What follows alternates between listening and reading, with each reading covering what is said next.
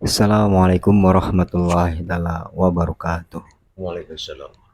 Alhamdulillah, kita berjumpa lagi jemaah sekalian dan para pemirsa yang menyaksikan channel YouTube Buya Pasaman Timur dalam Makom Majelis Zikir Marifatullah.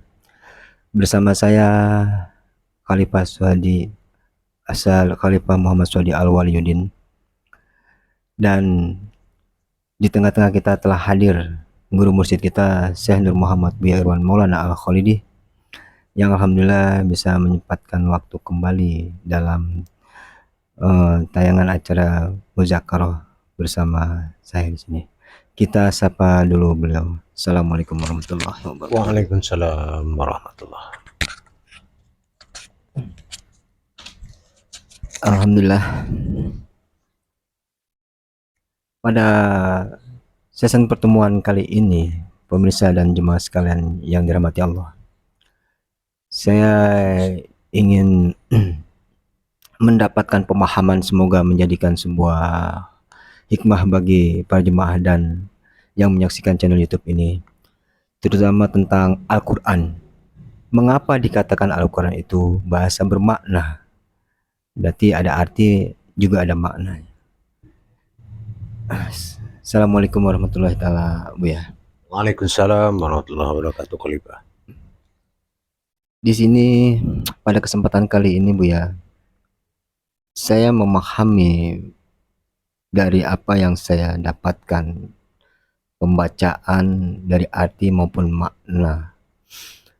Jadi kebanyakan di saat sekarang ini banyak orang yang hanya memahami arti sehingga dia menelan saja arti itu dan dia terapkan tanpa dia ketahui maknanya. Jadi sebenarnya saya ingin menanyakan, dikatakan Al-Quran itu bermakna, ini penjelasannya seperti apa Buya? Karena begini Buya, salah satunya mungkin di dalam Al-Quran itu ada dikatakan alif lam ro atau alif lam mim, alif lam sod. Di sini kalau melihat dari artinya, hanya Allah yang tahu maknanya, salah satunya, Allah yang lebih tahu artinya. Ada juga yang cuman ditulis alif lam mim, artinya alif lam mim. Nah, ini bagaimana memahaminya Bu ya? Mohon penjelasannya Bu ya. Insyaallah, bismillahirrahmanirrahim. Al-Quran adalah wahyu. Itu dulu. Al-Quran itu adalah wahyu. Dan wahyu itu harus dimaknai. Kecuali ada orang yang sudah tahu arti wahyu. Tapi sampai detik ini, wahyu, ilham, segala tauhid, irhas, laduni, nggak ada orang yang tahu artinya. Wahyu itu adalah bahasa bermakna. Untuk menggeser manusia itu mengerti makna, yaitu harus memiliki faham. Nah, faham ini tidak akan pernah seseorang itu ngerti paham sebelum Allah memberikan pemahaman. Al-Baqarah 269. Maksudnya apa? Al-Quran ini adalah 3 cara pembacaan. Al-Qara'an, bacalah. Ya. Ada juga Al-Quran, baca dan pahami. Ada juga Al-Quran, baca dan lihatlah. Semuanya rububiyah. Tasdik yang artinya iqra, bacalah, pahamilah, pelajarilah. Nah, kenapa risalah dan riwayat tentang hakikat Allah dan Muhammad itu hanya ada dalam makna yang harus dipahami. Makanya wahyu Allah, yaitu Al-Quran, jatuhnya bahasa bermakna. Karena tidak bisa kita imani. Bagaimana Allah itu wujud, bagaimana Allah itu maujud, Muhammad itu maujud, Iya.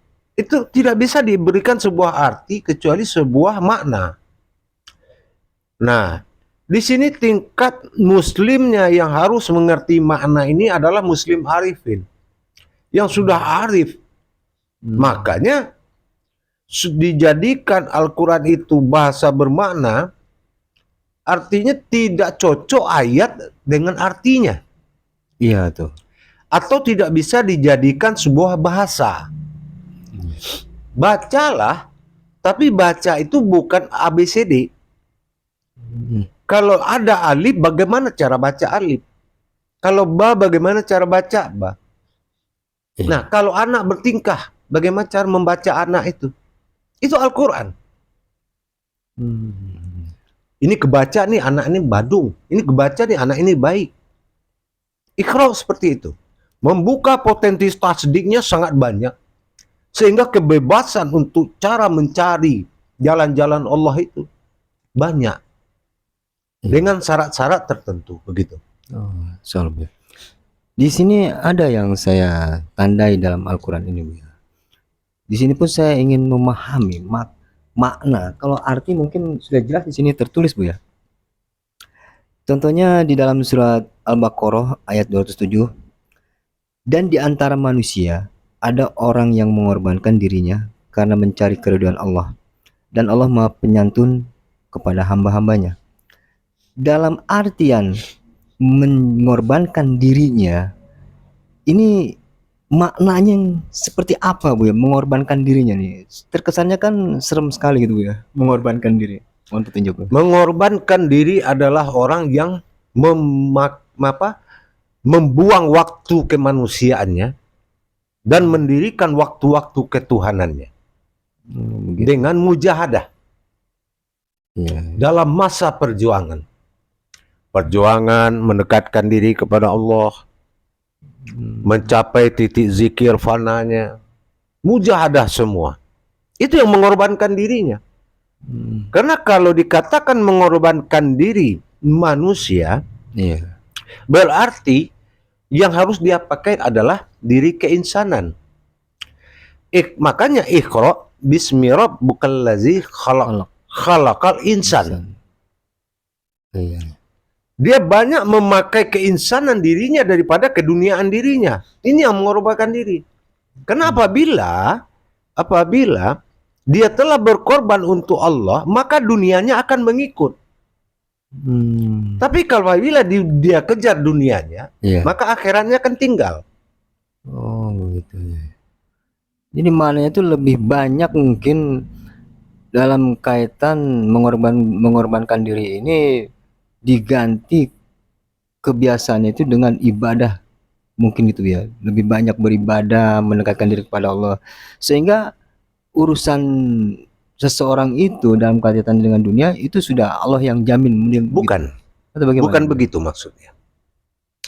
Mengorbankan diri bukan mengorbankan dunia. Arti mengorbankan diri ini, fungsi dirinya lebih banyak fungsi keinsanannya daripada kemanusiaannya. Karena apabila keinsanannya sudah menguasai dirinya, maka keduniaannya akan mengikut. Iya. Dunia ini kan Al-Maidah, dia hanya hidangan. Yang harus dihidangkan siapa? Nggak mungkin pembantu dihidangi oleh juragan. Iya. Nah, tetapi juragan, apabila seseorang itu pembantu menjadi seorang juragan, maka dia akan punya pembantu lagi, akan menghidangkan. Oh, begitu. Tapi kalau derajatnya di bawah pembantu, alam tidak menghidangkan, tidak memberikan pelayanan sesuai perintah Allah. Minimal khalifah bumi, khalifah Allah di muka bumi, itu yang baru dihidangkan. Iya. Itu yang dikatakan mengorbankan diri, bukan meninggalkan anak istri demi belajar. Iya. Bukan. Insya Allah, ya. Nah, gitu. Insya Allah, paham. Lalu di Al-Quran ini kan, kalaulah Al-Quran ini berasa bermakna, di antara ayat-ayat ada yang mengatakan kami, aku. Ini berarti ada makna kami, dia, aku. Ini kemana arahnya pernyataan-pernyataan seperti ini, Bu ya? Allah memiliki dua hukum kitab. Ya. Pertama, kitabul wa'di, hukum yang tetap. Hukum tetap apa? Aku adalah aku. Oh, ya. Tapi kitabul ta'lif Ya. adalah aku adalah dia. Hmm. Siapa dia? Ada nuraninya perwakilan Adam berserta ruh dan malaikatnya. Hmm. Itu kami. Oh, gitu. Ya, ya. Digolongkan kepada dia. Hu. Hmm. Contoh Al-Hadid ayat 4. Ya. Nah, dia pakai hu. Wa huwa ma'akum. Ya. Aina ma kuntum. Kalau sudah dia pada dirimu, Hmm. wa huwa ma'akum, aina makanya saya, maka saya aina. Ma kuntum adalah kamu. Itu tujuan Allah. Supaya penolongan, pemberian pertolongan itu cepat. Maka dikatakan Allah lebih dekat daripada ulat leher kita. Oh, insya Allah, Bu. Jadi, ya, ya, paham ya. Itu maksudnya kenapa dia lebih dekat, sedekat urat nadi itu, Bu, Ya. ya. Oh, ya. Jadi makna ke makna ini dari apa yang dituliskan dalam Al-Quran ini bisa dikatakan dia ini bukan hanya batasan Alkitab doang ya, Bu, ya. Tapi memang banyak makna di sini yang terpendam, dan ini mungkin hanya bisa diketahui orang-orang tertentu, Bu, ya. Untuk mencapai, untuk bisa mengartikan makna-makna ini harus bagaimana, Bu, ya? Mohon petunjuk, Bu, ya. Kita harus memiliki pengetahuan tentang ilmu rububiyah. Rububiyah itu hakikat ayat yang ada dalam ayat. Kodrat huruf yang ada dalam huruf. Iya. Begitu. Kita harus punya kemampuan ilmu tadabur Qur'annya. Contoh umpamanya Alif Lam Mim. Ya. Ini kebanyakan Al-Quran ini ditafsir oleh sebagian ulama. Iya. Tidak ada Al-Quran dan tafsir. Yang ada Al-Quran dan hadis. Itu tafsir itu adalah pikir, pemahaman atau syara ulama. Oh, gitu. Ya, seperti imam yang 4. Iya. Dia memiliki tafsir. Iya. Nah, karena ada hak mentafsir Al-Quran. Dinamakan Ahlul Kitab. Setelah dia jadi kitab, hukum alamnya 1-9. Artinya 19 hukum dunia. Berjumlah 19 huruf dari Bismillah. Nah, kalau bermakna, itu adalah bahasa munajat. Karena ayat digeser, naik derajat menjadi kauliyah. Kauliyah menjadi munajat. Munajat menjadi ma'rifat. Inilah Al-Quran. Oh. Ini yang dikatakan bahasa makna. Karena dia akan berubah wujud dari ayat menjadi kauliyah. Dari kauliyah menjadi munajat. Dari munajat menjadi ma'rifat. Oh, iya. Begitu. Jadi apa yang kita baca di dalam Al-Quran ini sebenarnya tidak cuma bacaan, ini bisa terlihat dari huruf-huruf ini, Bu, ya. Apa sebenarnya makna dari huruf? Iya, Al-Quran ini kan hakikat Allah dan Muhammad. Ya. Ada ayatnya yang langsung, ada ayat yang tidak langsung. Ada muhammad, ada mutasyabihat.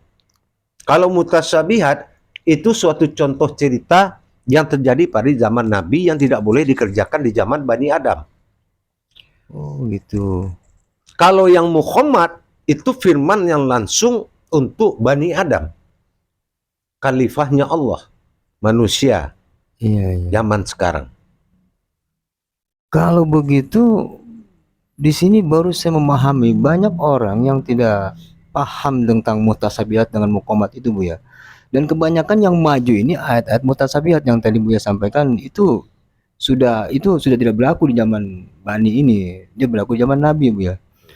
Lalu membedakan mutasabihat dengan muqamat ini seperti apa, Bu, ya? Garis besar yang barangkali, Bu, ya. Iya. Kalau membedakan mutasyabihat dengan Muhammad, kalau Muhammad itu ya ayyuhallazina amanu itu langsung. Oh begitu. Nah, tapi kalau sudah dia iktibar menjabariyah kepada kejadian Nabi, nah itu mutasyabihat. Baik Nabi Musa, Nabi Isa, Nabi Daud, gitu. Itu mutasyabihat. So, di dalam Al-Quran ini banyak rahasia-rahasia yang mungkin hanya orang yang memahami Al-Quran itu yang tahu rahasia-rahasia ini, Buya. Tapi seperti yang Buya sampaikan di lain waktu kemarin, bahwasannya di dalam Al-Quran ini, terutama Bismillah itu sendiri, ini tidak menceritakan, karena alif di situ tidak ada, ini tidak menceritakan Allah. Ini maksudnya bagaimana nih Buya? Karena alif tidak ada berarti tidak ada pembahasan alif di sini, kan alifnya hilang. Saya agak kurang memahami makna dari hilangnya alif di dalam Bismillah ini Buya. Kalau di dalam harfiah itu kan Bismillah ya Buya.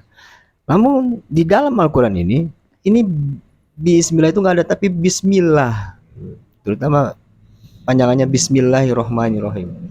Ini memaknai alif yang hilang ini, mohon penjelasannya kembali Buya. Saya agak kurang paham. Setelah alif itu, garis lurus itu dibaca dengan nama alif, maka potensinya sudah alaf. Alaf itu adalah gerakan batin, tersirat. Jadi kalau dilarikan ke diri, itu pemahaman diri. Allazina yu'minuna wabil ghaib wa yuqimunas shalah. Nah, jadi kalau kita ingin memahami kegaiban, hakikat daripada sholat itu sendiri, maka nyata Allah ini daripada alif yang ditulis. Tapi kita pahami alif yang ditulis, malah hilang dan tidak nyata dalam kebingungan. Ibarat kita mau belajar, dari kita nggak tahu diri, belajar mencari diri, dalam belajaran hilang diri. Nah, sama potensi alif pada ilahiyah, potensi alif pada Rabbil Alamin, Allah bersifat dua kodrat, aftar dan ba'dal. Dikala aftarnya sifat banyaknya, ahad namanya, tapi terbawa nurani, rohani dan rabbani. Satu harus dikatakan tiga. Tapi sifat wahidun wal wajahudun, menghadirkan diri yang satu kepada Tuhan yang satu, nggak bisa dikatakan wahid itu ahad. Wahid dan ahad itu sudah beda. Jadi potensi diri pada sifat tersirat ada pada alif yang tersirat. Karena jumlahnya 19. Kalau alif tersirat tidak terhitung dan tidak terhingga. Kalau alif yang nyata 19. 1 sampai 9. Awal dunia, akhir dunia. Makanya Alkitab pedoman pembuka rahasia alam. Tapi pembuka rahasia Allah, lihat alif tidak tersirat, tidak tersurat, dia tersirat, maka carilah nyawamu yang tidak berdarah. Mana dirimu, nyawamu yang tidak menjalani yang berdarah. Nah, di situ kan dirinya gitu. Subhanallah. Nah, Insya Allah. Nah, makanya awal bermunajat itu Rasulullah apapun yang dia jalankan, dia pastikan tujuannya kepada Allah. Dengan apa? Ilahi anta maksudi waradika matlubi. Ya Allah, hanya Engkau yang aku maksud. Maksud itulah makna. Nah, setelah kita mendapatkan batin mutlak dan batin wujud pada Allah, batin mutlak pada diri, barulah terjadi sambung rasa. Disinilah pemahaman itu datang. Jadi Al-Quran itu milik orang yang telah menerima amanah. Telah bisa menerima pemahaman. Contoh, ya ayyuhallazina amanu. Kita baca artinya, wahai orang-orang yang beriman. Padahal di situ amanu, bukan imanu. Maknanya apa? Begitu lagi. Coba kalau artinya apa? Artinya salah. Maknanya apa? Maknanya ada. Amanu berasal dari kata amanah. Aminun, aminun itu artinya amanah. Aminun itu artinya imana, aminun itu artinya imana. Iya. Imana itu aman.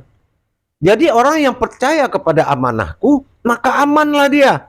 Aman itu artinya apa? Udah tahu dia semua maksud-maksud Allah. Udah tahu dia makna-makna. Dilihatnya hakikat Allah dan Muhammad itu bismillah akan kepalanya. Al-Fatihah itu akan dada jantungnya.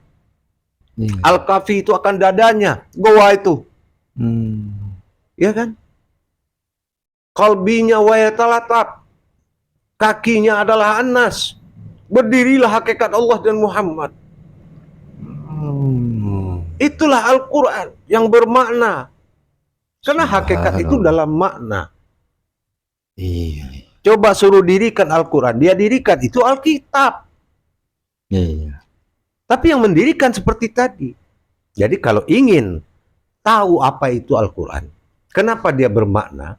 Apabila orang itu telah mampu menjalankan satu syarat.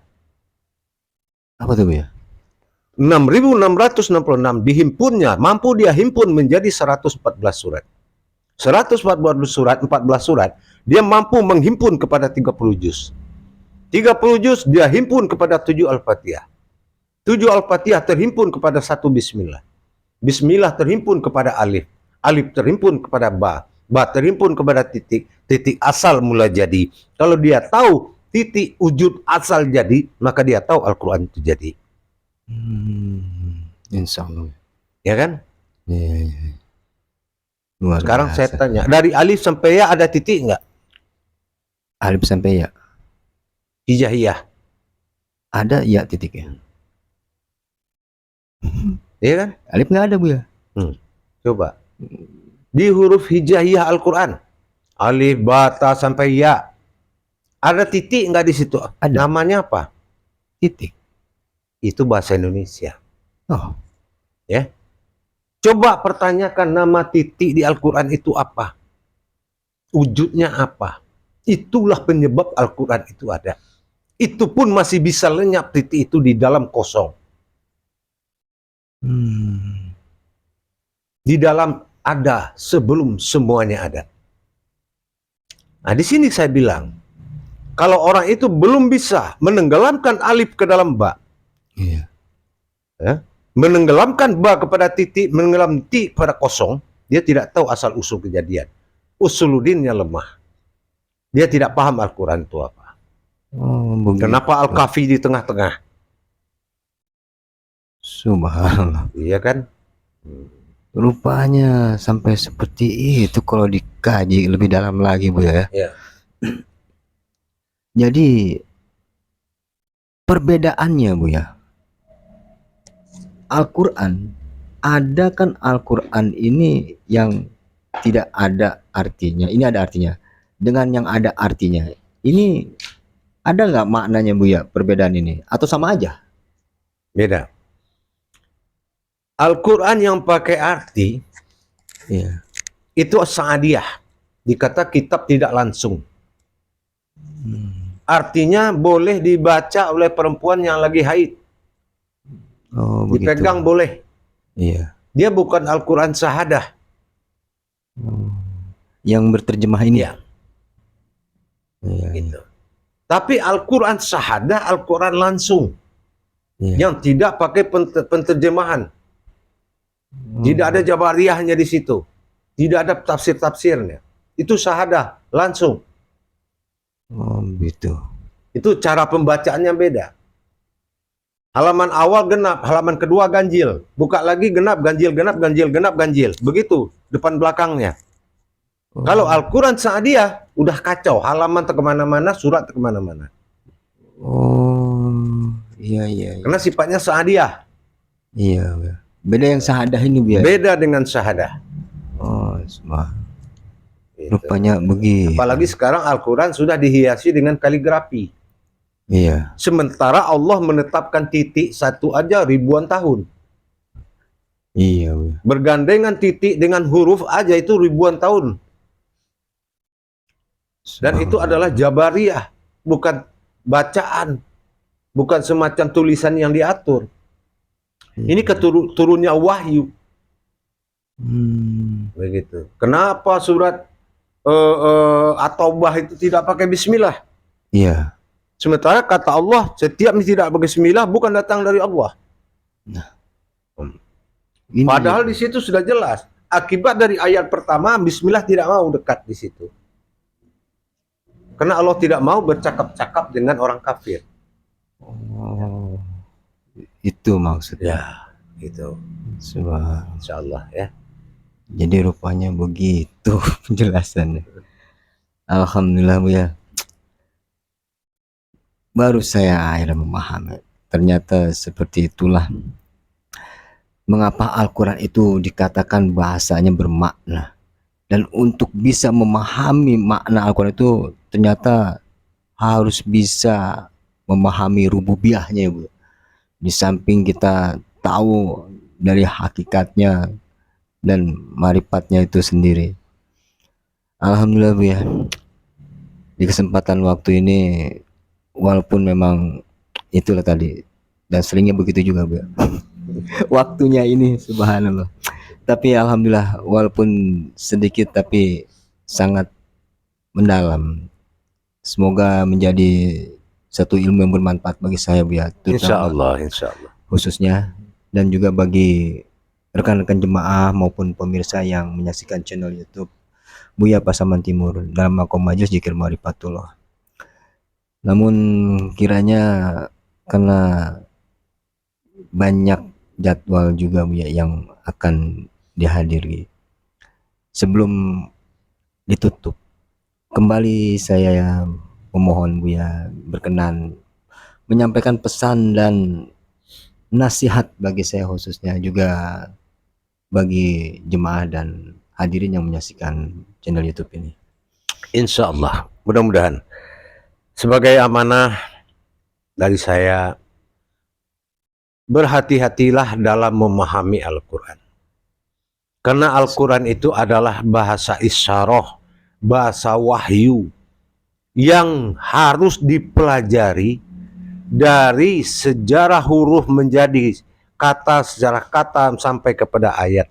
Ayat menjadi sebuah Alkitab. Itu prosesnya harus diikuti dan dipelajari lebih dalam. Hati-hati dalam memaknai bahwasanya tidaklah seperti sebuah Alkitab yang telah jadi bahasa.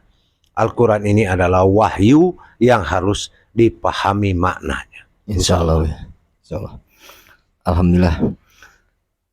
Mudah-mudahan apa yang baru saja Buya sampaikan terpatri dalam sanubari saya dan jemaah dan pemirsa sekalian, agar kiranya bisa berhati-hati dalam memaknai Al-Quran yang sebenarnya adalah merupakan bahasa. Al-Quran itu wahyu dan bahasanya itu bermakna.